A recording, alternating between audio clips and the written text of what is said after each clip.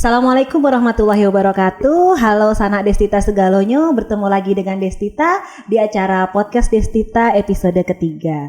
Pada sore hari ini Destita ditemani oleh salah satu pemuda dari Provinsi Bengkulu. Mari kita langsung kenalan saja. Halo, selamat sore. Ya, selamat sore Mbak Destita. Iya, gimana? Silahkan memperkenalkan diri kepada pemirsa Destita TV, Destita Podcast. Ya, terima kasih. Assalamualaikum warahmatullahi wabarakatuh. Sanak Destita dimanapun berada, yang selalu memperhatikan menonton YouTube Destita TV. Perkenalkan, nama saya Zelik Ilham Hamka. Sehari-hari saya aktif di professional lawyer, Mbak. Menjadi advokat. Kita memiliki satu kantor hukum dan alhamdulillah telah berjalan kurang lebih 1 tahun ini. Wah, luar biasa ya, ternyata saudara Zelik ini merupakan salah seorang lawyer ya. Benar. Yang benar. juga memiliki kantor advokat di Kota Bengkulu. Iya, di Kota Bengkulu. Oh iya, gimana nih akhir-akhir ini apa saja yang menjadi perhatian dari Zelik atau mungkin kantor advokat Zelik yang berkaitan dengan masyarakat ataupun sumber-sumber daya yang ada di Provinsi Bengkulu? Baik, sebelumnya Mbak Destita, sebelum Zelik, kalau sumpah advokat itu kan umur 25 tahun itu Mbak. Oh ya. Jadi Zelik 25 tahun itu di tahun 2021 baru bisa sumpah advokat. Nah, sebelum tahun 2021 Zelik itu banyak bergerak di dalam gerakan-gerakan sosial kemasyarakatan. Nah, gerakan-gerakan sosial itu banyak membahas tentang bagaimana pengelolaan sumber-sumber agraria, sumber daya alam. Wah, menarik sekali ya. Ternyata pemuda kita ada yang menjadi pemerhati sumber daya alam, tadi khususnya di agraria ya. Iya. Ya, boleh diceritakan lebih Iya. lanjut Zelik untuk kita share bersama Sanak Destita TV. Baik, sebelumnya ketertarikan Zelik terhadap bagaimana tata kelola sumber daya alam yang baik ini Mbak, itu dikarenakan latar belakang keluarga. Keluarga Zelik itu dari petani juga Mbak. Ya, oh itu ya. Iya, punya sumber daya perkebunan kopi, kemudian Zelik bisa bersekolah, bisa sampai sekarang itu dibantu oleh orang tua yang profesinya ya sebagai pekebun gitu. Iya. Sehingga setelah di masa perkuliahan Zelik itu memiliki minat tersendiri. Bagaimana tata kelola sumber daya alam itu agar dapat bermanfaat penuh bagi masyarakat gitu Mbak. Karena harus kita sadari sebenarnya konsepsi sumber daya alam ini sangat luas loh Mbak. Kalau kita berbicara sumber daya alam, ada tanah, kemudian apa yang ada di bawah tanah itu, kekayaan itu juga masuk sumber daya alam.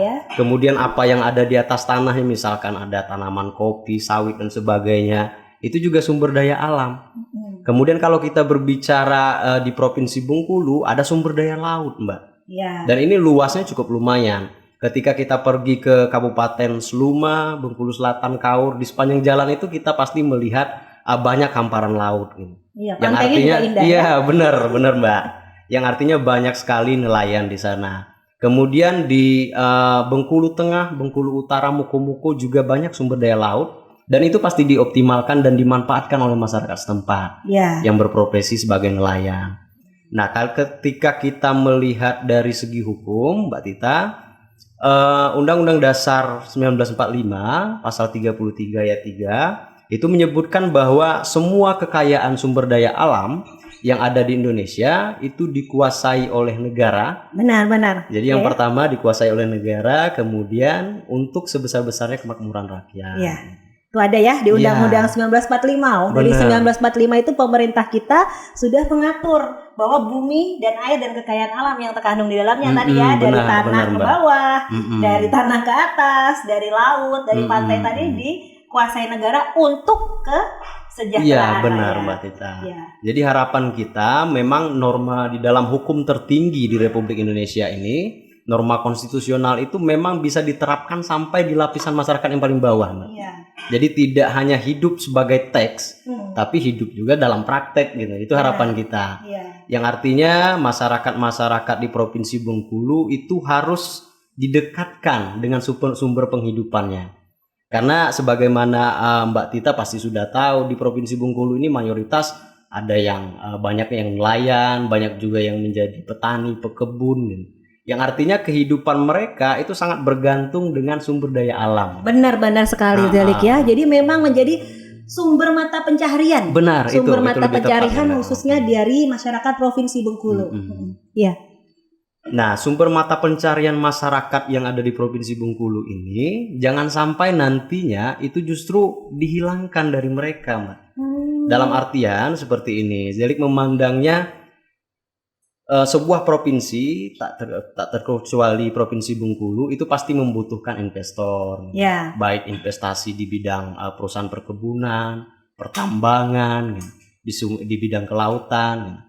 Tapi bagaimana investasi ini harus ramah terhadap masyarakat, itu kriteria pertama yang harus terpenuhi. Benar-benar menarik tadi ya. Jangan sampai dihilangkan. Iya. Nah itu kata kuncinya. Gimana Mbak? Itu lebih tergelitik untuk menjelaskannya. Jangan sampai dihilangkan. Karena begini Mbak, dalam praktek banyak juga kita melihat bagaimana masyarakat yang bergantung sumber mata pencariannya hanya kepada tanah yang ditanami di atasnya, misalkan ada padi, kemudian karena dalam tanda kutip masuk investor, tanah mereka terpaksa harus dijual.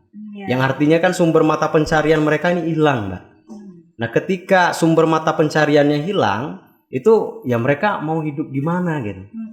Sedangkan kita ketahui juga di Bengkulu ini tanah itu tidak cuma dinilai dari fungsi ekonomi gitu loh, Mbak. Ada juga nilai kepercayaan yang hidup di dalam tanah itu. Ada juga misalkan nilai-nilai adat. Katakanlah sebuah tanah adat yang di dalam tanah itu ada misalkan makam nenek moyangnya. Ya, benar. Nah itu kan tidak bisa kita lihat hanya sebatas fungsi ekonomi. Benar. Itu ada nilai, percayaannya, nilai budaya, benar, nilai leluhur, nilai kepercayaan. Iya benar-benar ya. Berarti memang ya tadi ya, semua sumber daya alam itu harus kita optimalkan ya untuk negara, untuk mencapai kesejahteraan rakyat. Karena Destita juga tahu ya bahwa di pasal 22D UUD 1945, pasal 248 UUMD 3 secara spesifik memberikan tugas dan kewenangan untuk salah satu representatif masyarakat Bengkulu yaitu DPD RI, yaitu DPD RI itu bisa mengajukan, membahas dan mengawasi undang-undang yang terkait dengan pengelolaan sumber daya alam dalam kerangka perwakilan daerah.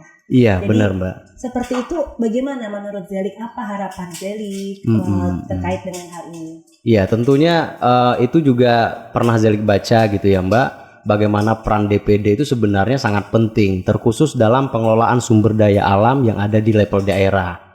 Jadi harapan Zelik yakin ini juga harapan masyarakat Provinsi Bengkulu pada umumnya Mbak. Iya, benar. Terkhusus beberapa pemuda yang memiliki kepedulian terhadap persoalan-persoalan sumber daya alam. Bagaimana kemudian mudah-mudahan insya Allah ketika Mbak Destita duduk di DPD RI, Mbak Destita bisa memperbaiki bagaimana pengelolaan sumber daya alam kita yang melimpah ini loh Mbak Tita. Benar-benar juga ya, karena kita di Provinsi Bengkulu ini memiliki sumber daya alam yang sangat melimpah ya. Ada perkebunan tadi, terus kelautan, pertambangan, PLTA, geotermal ya, panas bumi. Ada semua itu di Provinsi Bengkulu. Jadi ya termasuk juga dari kekayaan alam yang ada di Kaur ya. Oh iya. Yaitu gurita. Oh iya, jadi ikon itu Mbak ya. Icon, kan? Jadi itu semua harus kita optimalkan dan menjadi salah satu peran nanti ya, tugas dan fungsi dari DPD RI sebagai perwakilan di Provinsi Bengkulu. Benar Mbak. Iya. Jadi saya dengar ya akhir-akhir ini juga banyak konflik agraria ya di Indonesia, termasuk benar, di Provinsi Bengkulu. Benar. Gimana itu Pak Zelik tentang ada kasus Rempang, kasus Wadas, mungkin bisa mengutarakan gimana pendapat Zelik atau pengalaman dan sebagainya. Benar. Jadi di tahun 2020 itu Mbak, Zelik ketika masih bergabung di salah satu NGO yang ada di Provinsi Bengkulu, itu salah satu masyarakat dampingan kita adalah masyarakat pekebun di Kabupaten Mukomuko yang berkonflik dengan perusahaan perkebunan Mbak. Oh ada itu. Iya, jadi masyarakat benar Mbak. Iya. Jadi masyarakat itu menggantungkan sepenuhnya hidupnya pada tanah yang telah mereka tanam dengan sawit, kopi dan sebagainya. Namun tiba-tiba tanah ini yang menjadi sumber penghidupan mereka diambil oleh perusahaan gitu. Sehingga mengakibatkan sumber mata pencarian mereka ini hilang, Mbak. Dan itu telah terjadi bertahun-tahun gitu. Itu salah satu contoh yang terjadi di Provinsi Bengkulu, di Muko-Muko, di Bengkulu Utara juga terjadi seperti itu, Mbak. Kemudian di sektor pertambangan ada juga di Kota Bengkulu, misalkan salah satu pembangkit listrik tenaga uap yang sumbernya batu bara itu yang selalu diprotes oleh masyarakat setempat. Kemudian di Seluma juga ada, Mbak, yang memprotes bagaimana perusahaan pertambangan pasir besi yang mengancam kehidupan mereka, mengancam hilangnya ikon atau mereka sebut itu ada kayak kekayaan laut itu, Mbak, remis namanya, kayak kerang. Saya tahu. Iya. Makan remis kan. Iya, itu di Seluma. Dan itu beberapa masyarakat memprotes hadirnya perusahaan pertambangan pasir besi karena terancam ini hilang kata mereka remisnya. Iya. Jadi itu kalau di Provinsi Bengkulu, Mbak. Jadi bukan cuma di level nasional banyak terjadi konflik agraria, banyak terjadi perselisihan di bidang sumber daya alam, namun di Provinsi Bengkulu juga banyak gitu. Iya ya, ternyata banyak ya. Benar. Jadi sebenarnya ini ada hal yang perlu kita seimbangkan ya, jadi ya. Kalau yang di sini yang Destita lihat di sini sebenarnya kita memang perlu investor untuk mendukung, mensupport ekonomi kita. Tapi tadi seperti di awal Zelik bilang, yaitu investor yang ikut menjaga sumber daya alam itu dan tidak menghilangkan. Benar, Mbak. Karena memang masyarakat kita banyak yang bergantung tadi ya terhadap sumber daya alam untuk mata pencaharian, untuk mencapai kesejahteraan. Jadi mungkin disinilah peran dari mungkin Zelik itu sangat bagus ya sebagai pemuda yang mengkritisi adanya mungkin sedikit ketidaklurusan nih ada investor dan ada pengelolaan sumber daya alam yang perlu dikritisi untuk mengembalikan ke fungsinya. Jadi harus dibuat simbiosis mutualisme ya. Benar Mbak. Jadi itu yang paling penting. Jalan, lingkungannya terjaga, masyarakatnya juga sejahtera. Benar. Jadi itu yang ideal. Dan itulah mungkin kita perlu bekerja sama dari Zelik sebagai pemerhati lingkungan, sebagai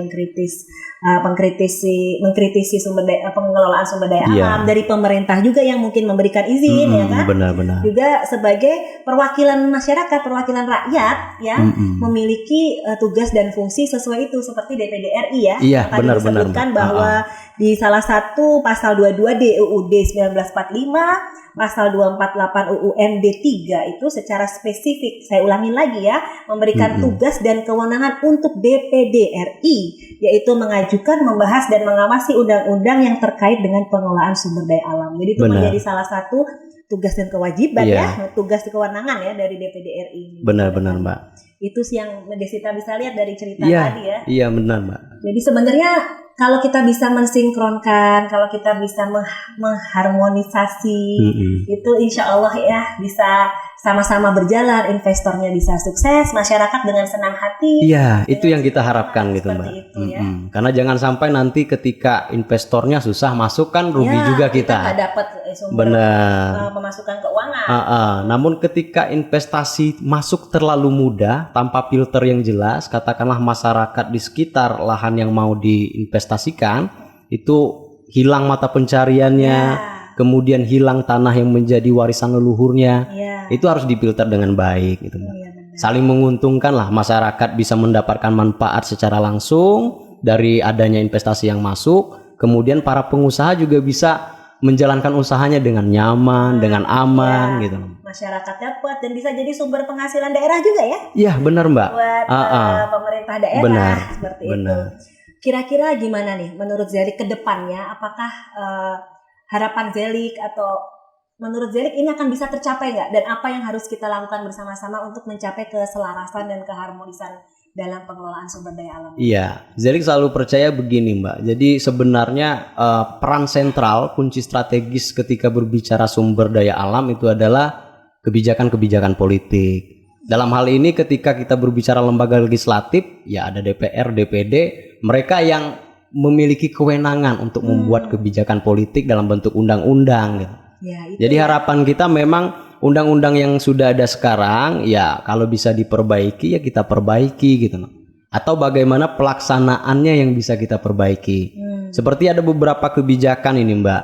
Misalkan di Bengkulu itu sudah ada kebijakan perhutanan sosial. Ya. Kebijakan perhutanan sosial ini di mana masyarakat yang tinggal di dekat wilayah hutan lindung misalkan atau taman nasional, mereka bisa menggarap lahan yang ada di dalam hutan. Jadi bisa ya dipinjamkan.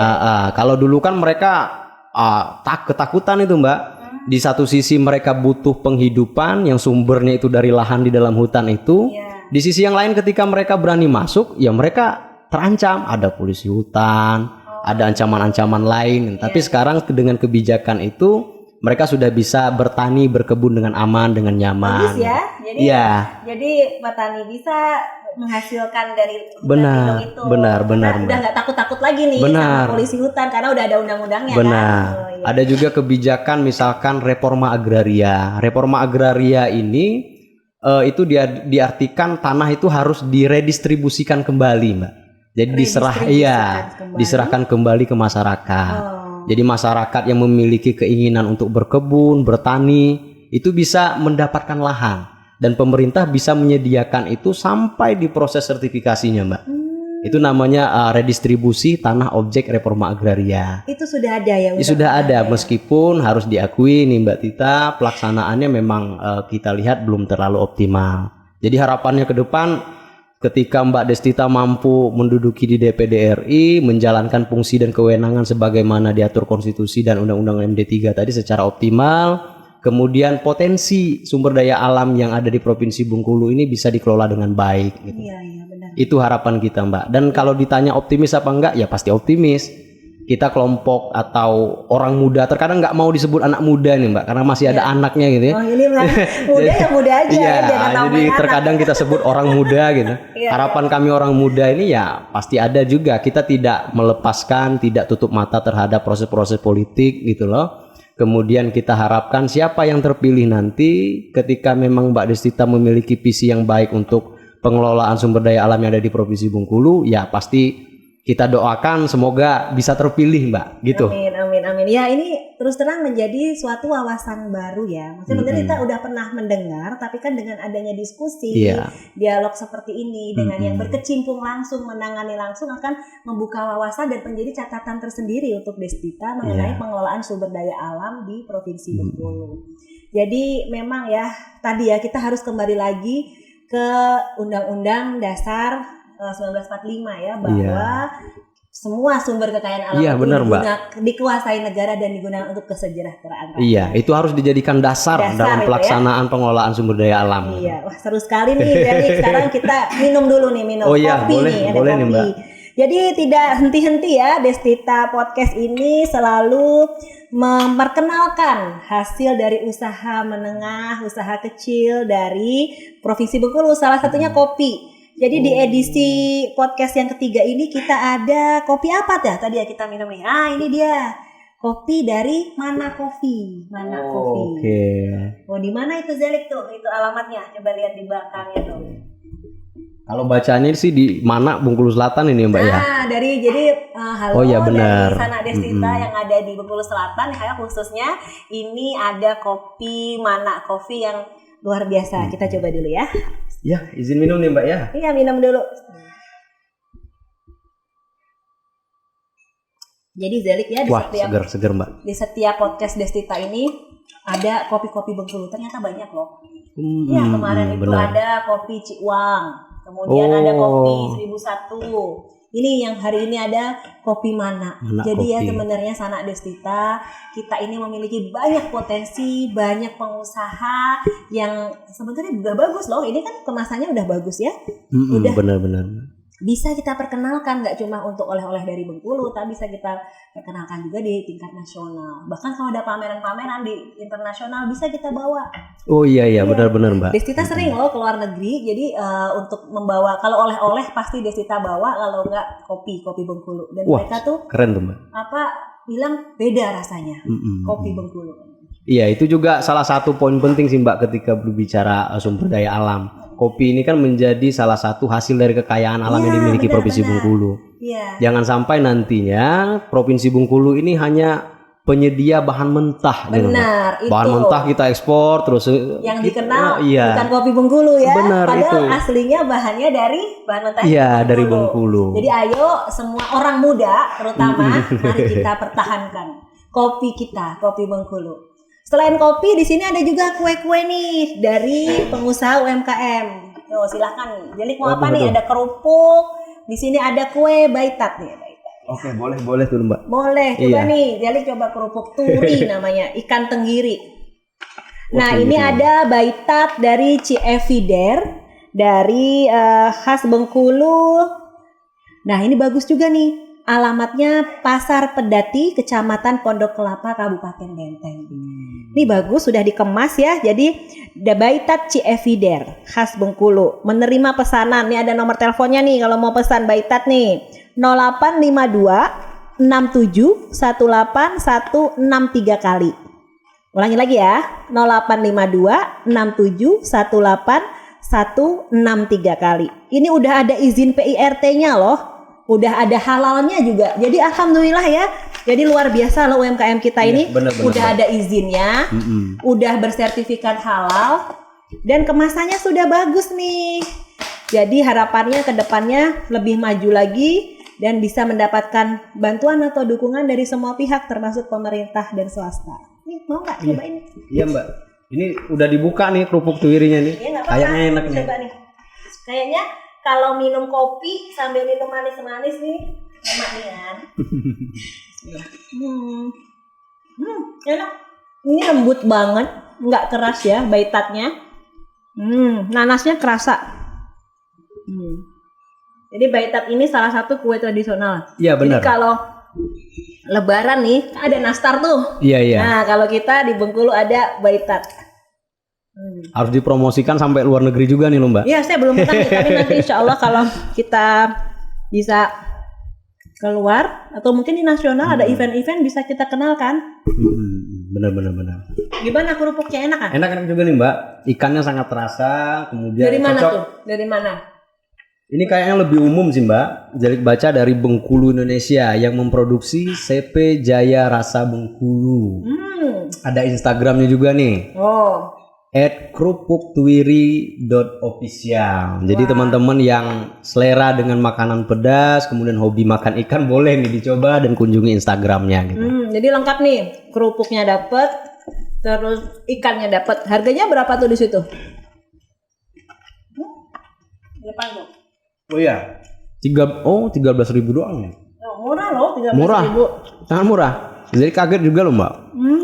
Maksudnya sekelas kerupuk ikan kemudian dikemas dengan begitu cakep, begitu baik gini, harganya cuma 13.000 loh. Salah satu potensi wisata juga, potensi buat oleh-oleh. Bener. Kalau ke Mbak. Bengkulu. Kenyang nih namanya. Kalau makan satu udah kenyang. Enak. Ada apa lagi tuh? Ada snack kejam. Aduh, kejam kenapa ini? Oh, ternyata keripik jahe merah. Walah. Disingkat kejam. Biar lebih viral biasanya tuh, Mbak. Ternyata kreatif juga ya. Jadi ngasih nama juga kreatif loh. Bener. Ya kan, kejam keripik jahe merah. Ini sangat kreatif ya. Alhamdulillah. Nih bisa dibawa nanti pulang nih. Cocok tuh, Mbak. Kita bawa pulang. Kita bawa pulang atau dimakan sama kru Destita Podcast. Ini ada juga nih. Kalau ini adalah Amica Bakery. Halo, Amica Bakery. Di sini jual macam-macam kue. Ada kue koja, bolu, karamel, brownies, nastar, peyek telur, kacang telur, peyek kacang. Alamatnya sama, Pasar Pedati, Pondok Kelapa, Bengkulu Tengah. Wah, luar biasa ya, ternyata di sini banyak snack dari Pasar Pedati, Pondok Kelapa, Bengkulu Tengah. Udah lengkap. Ada izinnya, ada MUI-nya, halalnya. Ini ada nastar. Jadi kalau sanak Desita Segalo yang mau cari-cari kue bisa ke Amica Bakery ini. Ada nomor teleponnya, catat ya. 0831 74 37 9119. Nomornya cantik. 0831 7437 9119. Nah, banyak ini makanan kita nih. Benar-benar, Mbak. Ini sumber daya alam mencapai. Jadi sambil ngobrol sambil jadi kenyang juga kita nih, Mbak. Kalau disajikan seperti ini nih. Iya, benar-benar. Ini balik lagi tadi Zelik ya, kita berbicara mengenai Bengkulu ini yang memiliki sumber daya alam yang melimpah. Dari tadi ya, perkebunan, kelautan, pertambangan, geotermal, dan juga apa tadi, ada perkebunan, pertanian itu ya. Benar. Jadi kita sebagai orang muda ya, memiliki kewajiban untuk menjadi guardian, menjadi penjaga, memberikan tadi ya sumbangsara. Iya, benar-benar. Menjadi mengoptimalkan tugas dan fungsi sesuai kapasitas kita. Kalau tadi Zelik ada di lawyer, di bagian lawyer, memperjuangkan keseimbangan antara pengelolaan sumber daya alam, antara investor yang masuk dengan masyarakat yang mengolah, dengan pemerintah daerah yang memberikan izin. Jadi perlu kita optimalkan lagi. Iya, benar, Mbak. Tadi Zelik asalnya dari mana ya? Dari Kepahyang, Mbak. Aslinya dari Kepahyang, nama desanya Desa Sosokan Cintomandi. Oh, Kecamatan Bermani Ilir. Saya pernah loh ke Cintomandi. Itu masih alami. Iya, benar-benar, Mbak. Jadi waktu ke Cintomandi itu yang saya ingat sekali adalah rumah-rumahnya masih rumah yang tradisional. Iya, gaya-gaya lama. Gaya lama kan, jadi rumah panggung ya. Benar. Indah sekali. Kemudian masih ada sawah-sawahnya masih hijau. Iya, benar, Mbak. Itu luar biasa loh. Dari kecil berarti Zelik di Cintomandi. Iya, dari kecil. Disapa dulu dong sahabat-sahabat dari Cintomandi. Halo, sanak ketene, nak sadet manei, nak sa Kabupaten Kepahyang pada umumnya. Uyo itu ngobrol nak podcast Desita TV, harapannya memuko di tep ngobrol itu yo pacak diwujudkan oleh Mbak Desita. Amin. Translate-nya ada di bawah ini, Mbak ya. Iya, tadi tuh bahasa Rejang, Mbak. Rejang ya. Iya. Bahasa Rejang ya. Benar. Kalau halo sanak Destita, bahasa Rejangnya tetap halo sanak Destita. Destita mau belajar bahasa Rejang? Iya, boleh, sangat boleh, Mbak. Gimana bahasa Rejangnya? Yang pertama yang paling sederhana, Api Genko. Apa itu? Siapa nama kamu? Siapa namamu gitu. Api Genko. Halo Api Genko. Nama saya Destita. Genku Destita. Terima kasih Sally. Siap. Ngajarin lagi ya.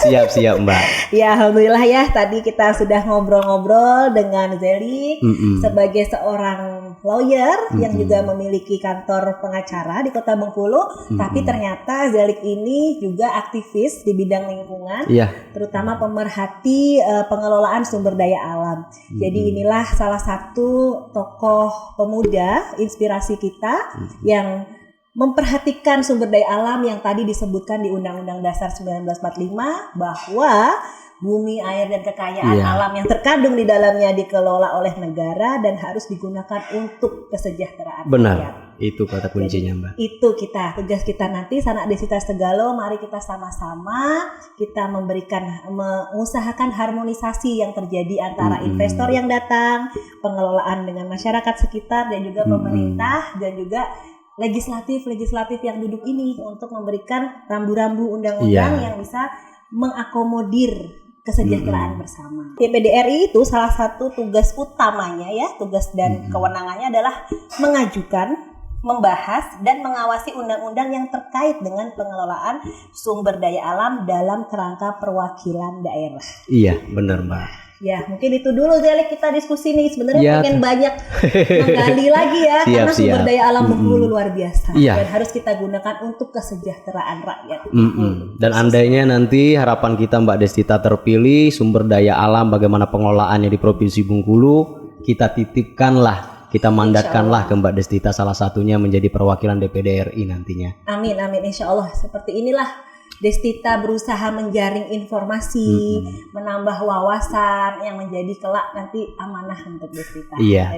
Alhamdulillah selesai sudah pada podcast ketiga kali ini bersama Saudara Zelik Ilham Hamka yang merupakan salah satu tokoh pemuda, orang muda Bengkulu yang memperhatikan pengelolaan sumber daya alam di Provinsi Bengkulu. Terima kasih, sampai bertemu lagi di edisi-edisi selanjutnya dalam podcast Destita TV dengan narasumber-narasumber yang menginspirasi.